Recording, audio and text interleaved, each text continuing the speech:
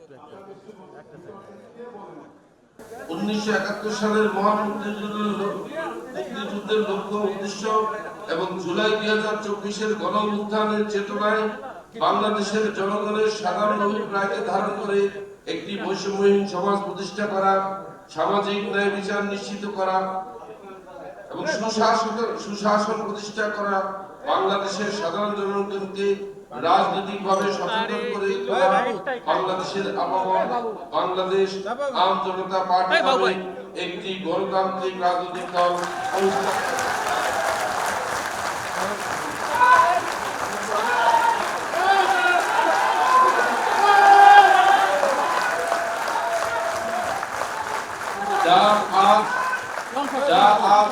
বৃহস্পতিবার 17 এপ্রিল 2025 ইংরেজি তারিখে আনুষ্ঠানিকভাবে আত্মপ্রকাশ করেছে। মহান মুক্তিযুদ্ধের আত্মত্যাগের মধ্য দিয়ে অর্জিত আত্মপরিচয়ের স্বাধীনতা এবং সর্বোপরি বাংলাদেশের রাষ্ট্রের সার্বভৌমত্ব রক্ষা, লক্ষ লক্ষ শহীদ ও জনগণের অভিপ্রায় অসাম্প্রদায়িক গণতান্ত্রিক শোষণ ও বৈষম্য মুক্ত সোনার বাংলাদেশ গড়ে তোলার লক্ষ্যে গণতান্ত্রিক অগ্রযাত্রায় বাধা সৃষ্টিকারী স্বৈরাচার শাসনের বিরুদ্ধে ছাত্র জনতার জুলাই গণ অভ্যুত্থানের চেতনায় অন্তর্ভুক্তিমূলক রাষ্ট্র গঠনের স্বপ্ন বাস্তবায়নের লক্ষ্যে বাংলাদেশ আম জনতা পার্টি প্রতিষ্ঠিত হলো।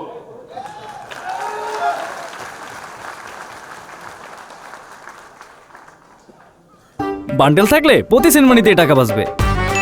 বিকাশ সেনমানি বান্ডেল কিনে জিতুন প্রতি লেনদেনে। 36 জুলাইয়ের স্পিড নিয়ে আজকে আমরা এমন একটি সময় এসে দাঁড়িয়েছি, আমাদের কাছে মনে হয়েছে রাজনৈতিক সচেতনতা না থাকলে এইরকম একটি ফ্যাসিস্ট সরকারের শাসনে আমাদের আবারও ধুকে ধুকে মরতে হবে। প্রিয় বন্ধুগণ, আপনারা জানেন দীর্ঘ 16টি বছর ধরে আমরা যে নির্যাতন নিপীড়নের মধ্য দিয়ে এসেছি, আইনের কোথাও সুশাসন ছিল না,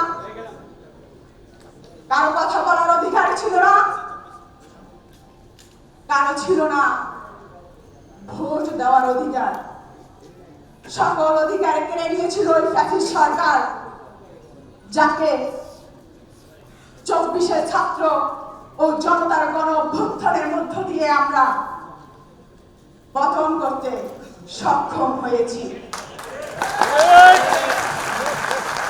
এই আন্দোলনের ক্রেডিট নেওয়ার জন্য আজ অনেকেই দাঁড়িয়ে আছে, চেতনা ব্যবসা করছে। আমরা সম্মুখ সারির যোদ্ধা, বন্দুকের তীর, গোলা বারুদ, মামলা হামলা, গুম খুন সবকিছু উপেক্ষা করে এই ফ্যাসিস্টের বিরুদ্ধে লড়াই করেছি, আমরা উঠে দিয়েছি। আজ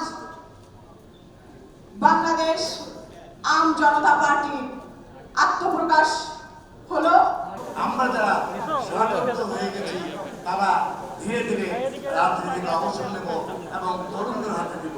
আমাদের সন্তানতুল্য, যাদের হাতে ভবিষ্যতে বাংলাদেশ পৃথিবীর মানচিত্রে দাঁড়াবে একটা উন্নত সমৃদ্ধ দেশের ইনশাআল্লাহ। আমি এই পার্টির পক্ষ থেকে বাংলাদেশ আম জনতা পার্টির শুভকামনা করছি। আপনাদের প্রতি উদাত্ত আহ্বান থাকবে, বাংলাদেশের স্বাধীনতা রক্ষায় কোনো আপোষ করা যাবে না।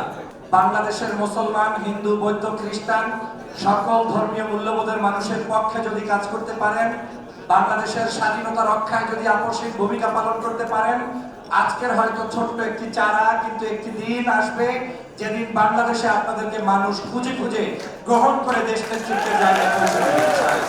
ডক্টর ইউনূস উনি কিন্তু আলোচিত ব্যক্তি দেখে ওনাকে সমালোচিত করা যায়, যেনার কাছে যিনি আলোচিত নয় তাকে কিন্তু আপনি সমালোচিত করতে পারবেন না। আজকে এই নতুন পার্টি উপলক্ষে আমি আমার অন্তরের অন্তঃস্থল থেকে আমি আপনাদেরকে শুভেচ্ছা জানাচ্ছি, সফলতা কামনা করছি যেন আপনারা সফল